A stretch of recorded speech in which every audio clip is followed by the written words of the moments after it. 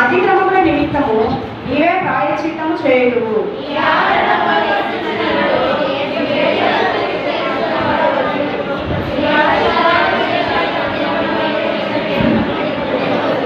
మాకు రక్షణకర్తమైన దేవ, భూదిగంధముల నివాసులకందరికి, దూర సముద్రము మీదనున్న వారికి ఆశ్రయమైన వాడ, నీవు నీతిని బట్టి భీకర క్రియల చేత మాకు ఉత్తరం ఇచ్చుచున్నావు.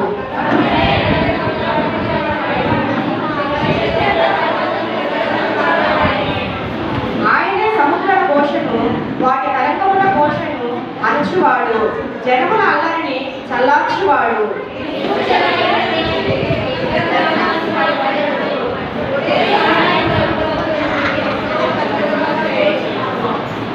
ఈ భూమిని దర్శించి దాన్ని తడుపుచున్నావు, దానికి మహదైశ్వర్యము కలుగజేయుచున్నావు.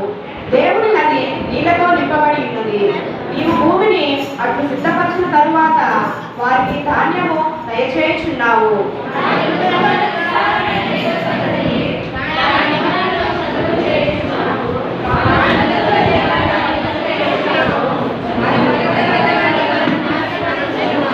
సంవత్సరమును ఈ దయాకిరీటము ధరింపజేసి ఉన్నావు.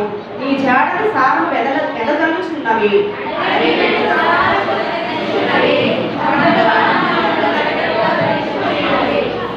చివరి వచ్చిన మొదటి పచ్చిక పట్టు మందలను వస్త్రము వలె ధరించి ఉన్నవి. లోయలు సస్యములతో కప్పబడి ఉన్నవి. అన్నీయు సంతోషధ్వని చేయుచున్నవి, అన్నీయు గానము చేయుచున్నవి. దేవుడి వాక్యం తీసుకున్నాను.